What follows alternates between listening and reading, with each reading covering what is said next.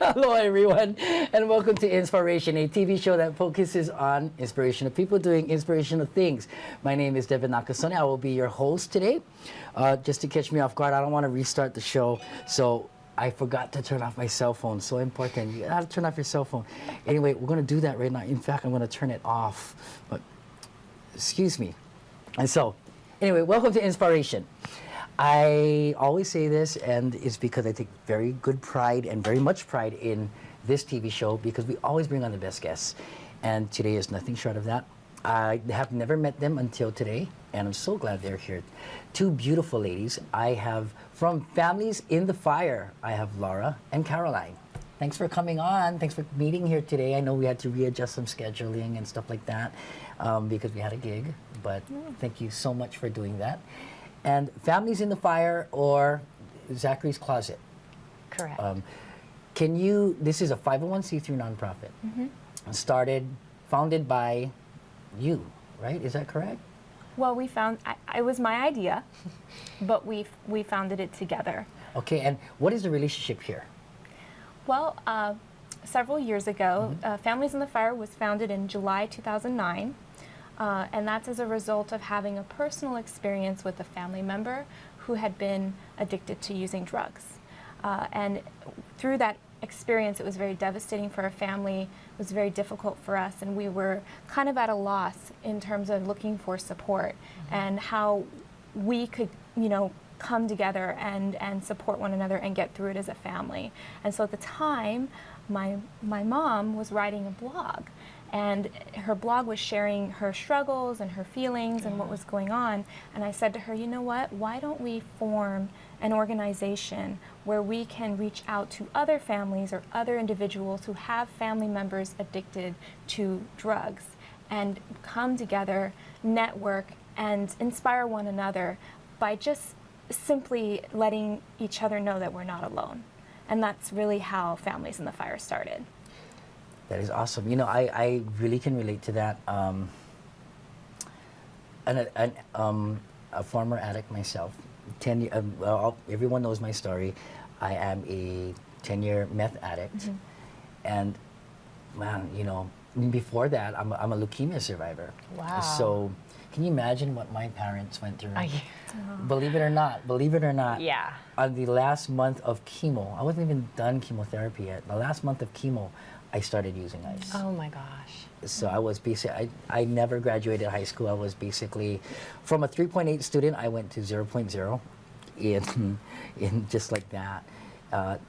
Cut school every day, living in a pool hall, sleeping in the pool tables, abandoned cars, whatnot, living in KPT, Kalihi Valley, with the best of the best at that time. This was back in like 89, 90, 1990. And my parents, what I put them through, it's hard for me today as their only son, their only child, not to dwell in regret. And support is very, very important because just as a drug addict alone, you feel alone. One of the things that made it so hard for me to quit was I felt alone, and I just kept like I was spiraling, and being high took that away. You spinning so fast, you couldn't grab anything to hold. And you're holding on for dear life. Yeah. And I can't imagine what that would feel like as a grandparent or a sister or anything. I was on the other side. All I can remember is what I put them through. But I don't know what it's like to be that other person that faces that. So the support that you're mentioning, being that you have a personal, you went through a personal thing with it, how to provide assistance or relate to, better yet, you've been through it, you've been there, done that. And it's not an arrogant thing, this is what worked for me. I'm praying that it works for you. Exactly. Right? It's just an option. That's exactly right. So, before the show, we kind of talked about a little bit of, did you guys help the family? Well, by reaching out and connecting with others who had family members or loved ones that were in similar situations, we we're hoping to help them, but they really helped us, I believe. Right. It's what brought us some form of stability, knowing that we had someone that understood on the other line that we could call, you know, in the middle of the night when, and these were people who were willing. They said, you know, call me. We're always available. You know, that's how supportive our core group was. And we had several people who came and who had come and go throughout the years, but there's really a core group of people that we've been connected with that have been very rock solid in offering support to not only us, but really to anybody. And we often will just get random phone calls or emails from our website saying, I'm in this situation, can you meet me for coffee? Can you offer some advice? And we do, and we call in someone else who's in the organization who's willing to do that as well. Are you available? And can you run over to Starbucks? Exactly. Yeah. And exactly what you said is absolutely right. You know, we never want to come across as though we have all the answers, but we always state that, you know, this is what we went through, this is what worked for us, and it may or may not work for you. But it's just to give you an option or to know that someone else is going through the same thing, and most importantly, that you're not alone, because I think a lot of families feel very alone and embarrassed and guilty. I think families, parents especially, the first thing they do is they say, what did I do wrong? How did I mess up with this kid? And that's after the denial part, not my kid. Not my kid. That starts. That's the first thing. It's like, because, you know, I often say, when we found out that this is what we were dealing with, it was like being hit by a train. You know, you just don't even know how to react. You don't know what to do.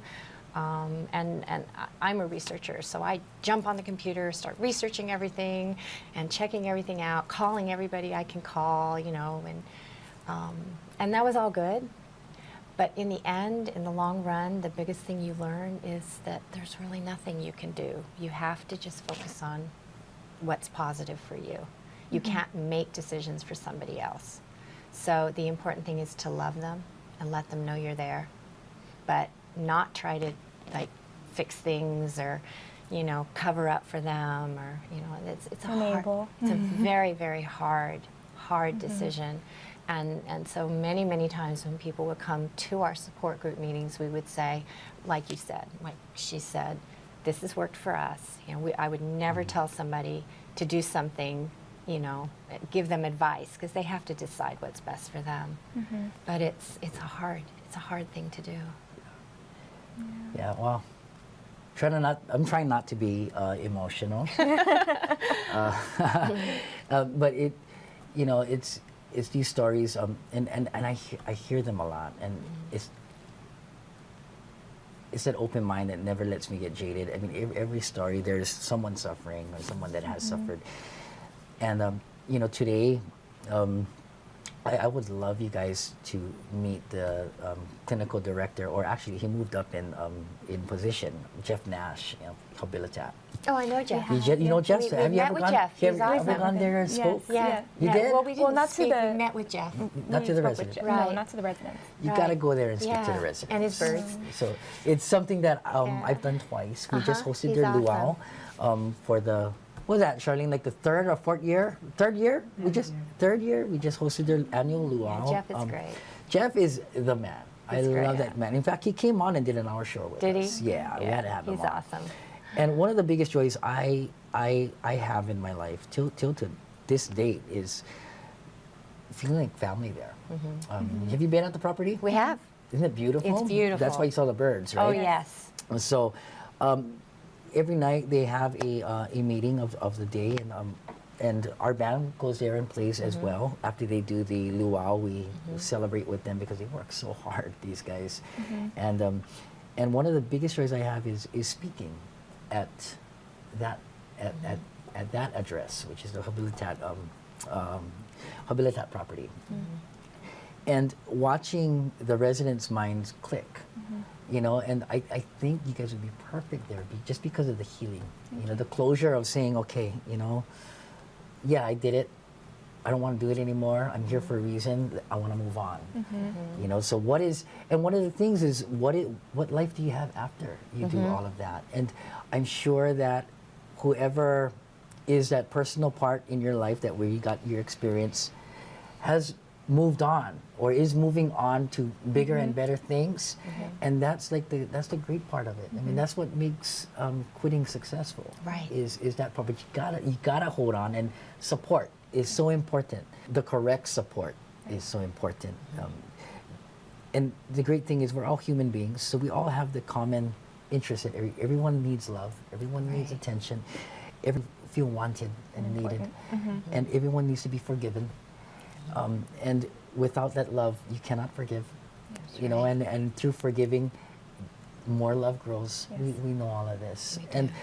And but it's funny when you go through it, something said so simple, we make it complicated to where we forget the simple things, right? And I mean that's been the story of my life, making things complicated. And sometimes you get like buried in the complexity. Right. And you don't focus on the simple blessings. And Right. that's really what we're all about, is trying to, in fact, I started a new blog many years later, and it's just about that. It's about reclaiming joy and realizing that nobody's life is perfect. But if you make a point to look for the good, you'll find it. Awesome. So a purpose, Absolutely. right? Exactly. And that's what our things is finding your purpose in life. You know, whenever we go through a crisis, right? If you survive it, you don't know. No one knows when their last day is going to be. No. But if you survive a crisis, if you wake up in the morning and you're able to breathe, there's a reason why you're still here. Exactly. But many of us don't know what that reason is. And we just sometimes live, it's not just what we live- ever thought. Right, right. So open mind, right? Keep Yeah. an open mind. What's behind? Surprise. Whether you believe in God or whether you don't, but the thing is, what is my purpose? And we- you know, and we mine is do. what is God's purpose for me? Because I was supposed to be dead many a times. A long time ago, when I was diagnosed with leukemia, I was diagnosed as 98% leukemic. Wow. I caught it in the nick of time. In 1 week, I was supposed to be dead, and went through 4.5 years of chemo. And the chemo was not any easier than being diagnosed, you know. And then the drug addiction, and guns pointed at me, and almost Yeah. got shot, and then went through jail and all of that. And I was supposed to be here, you know. And I saw things that I wish I didn't, you know, kind of things. But I'm here. Yep. Yep. 38, found my purpose. Met Charlene. She's like brilliant. She's my executive director. Without her, I would just be a guy with a story. Awesome. Charlene has made me a guy with a mission. So that's the support there. She needed to find some. She had all this knowledge, needed to find someone to put it to. And then we met, you know, and this is it. So here we are. So this is our 5th year as a things to talk about to you after the show. Thank you. How we want to include you in and bring you out. This whole show is all about creating awareness of whoever comes on the show and letting them know one more thing that's in the community. Okay. So we'd like to expose you guys some more, if that's okay. Sure. You sure? Yeah, Yeah. absolutely. Okay. So, you know, I gotta ask you, what is in the future for Families in the Fire? Well, in 2015, we decided to take Families in the Fire a step further. We had done support group meetings in the past. We had done community outreach at community fairs, character fairs. We've actually spoken and given presentations Speaking to engagements. various companies and organizations about drug addiction, warning signs, symptoms, what to do. And we're like, well, things had changed a little bit, particularly that my mother and my father assumed the care of their grandchild Right. when he was 2 years old. And so my nephew was now in their full-time care, and it kind of opened a whole new window for us to think about. There's so many families out Right. there raising children that are being raised by these families as a result of addiction. Yes. And we thought, well, how can we take this a step further and maybe help those children, help those families? And so that's really where Zachary's Closet was born, because Zachary is my nephew, Right. and we decided to use his name. Right. So the idea, and originally we weren't sure where to take it. We thought, well, maybe we'll take donations and get a storage unit and give stuff, and that ended up being like way over our heads. There's no way we could handle that. So then we got to thinking, well, what if we just adopt a family, or 2 or 3 or 4, however many we can afford to support, and then take applications and have them share with us what they need. And then we can be like Santa and present those items to them. And last year was our first opportunity. We were working with Child and Family Services, and they found 2 families actually for us, and then one withdrew for whatever reason. So we ended up with just one application and money that had been donated that we needed to give away. And so we had a blast. We got a wish list and went shopping, and we were able to purchase things for that family that they would never have been able to get on their own. Awesome. And Okay. it was awesome. And so much fun, so much fun. And that's what we want to do. We want to do. This is our 2nd year of Zachary's Closet, and we just started our fundraising drive. It's Christmas in July fundraising drive, so that we can get the funds together, get the applications in, Right. choose our families, hopefully multiple families this year, and then present the gifts before the holidays. Well, this is awesome. Okay, so let me just brainstorm live, or on live recording. Let me just brainstorm with you.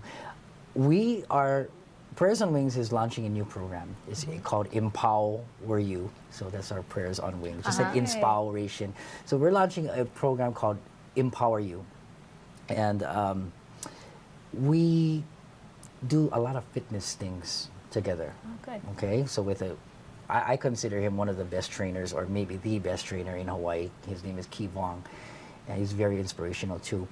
But a lot of times when a child goes through a broken home, or whatever it may be, and for this reason, drug addiction, self-esteem gets jeopardized, self-respect, a lot of love, where they need to have something where they can gain that back. They probably may be getting bullied at school because of how they feel, or how they feel about themselves, which is not enough.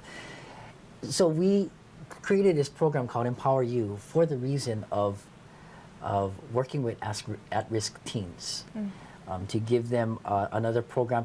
And like football, sports, that's all great, but sometimes they're not into football or sports, but they still need to find something to do. And so we're coming up with this program, where we're going to raise monies for scholarships for these teens or children to go through to where it's going to be one weekend out of the week, one day out of the weekend, and for a series of months or whichever, and there'll be lunch provided, there'll be a shuttle service and all of that, and they'll learn this training and from a great coach and learn all of that again with a great team of people and other children that may be going through the same thing.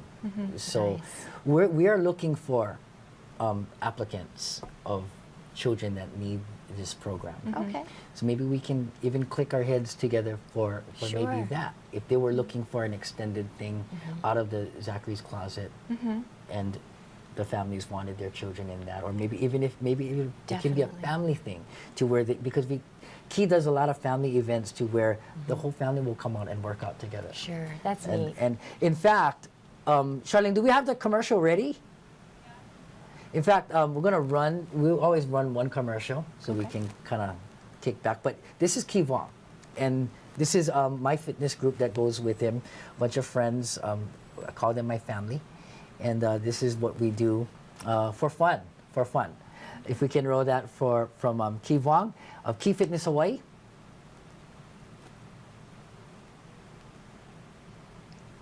To help motivate and inspires others. Come on down, check this out. Come on, Kelly.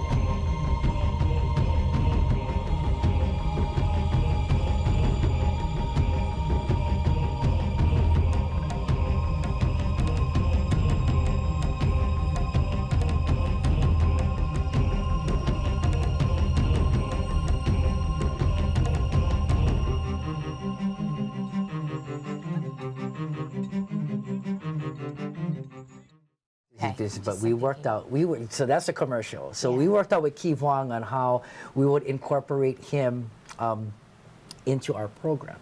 So we help each other, and he loves kids. So so we're brainstorming with him, and we're brainstorming with other programs, and it's all about supporting each other. Yeah. Because your nonprofit, my nonprofit, this nonprofit, we all went through some kind of crisis. Exactly. And believe it or not, even if we're competing for that dollar, we need each other. You know, and the one thing that's common, a lot of times we forget is that love to just help the community, help mankind, help your family member. Right. And that's what it's about. We're human beings, and we all crave that. We all need to do that, you know. And yeah, so let's plan. Let's plan for that. Sounds good. Okay, so you have anything coming up that you want to mention for fundraising, or where if I wanted to donate some money to you, where would I go? We just set up a donation site at youcaring.com. So you would definitely go to youcaring.com Or to our Facebook or to our page. Facebook. It's Yep, where Families there's in a the, link. Families in the Fire / Zachary's Closet Facebook page. Okay. Or to Families in the Fire website. Donations can be made there as well.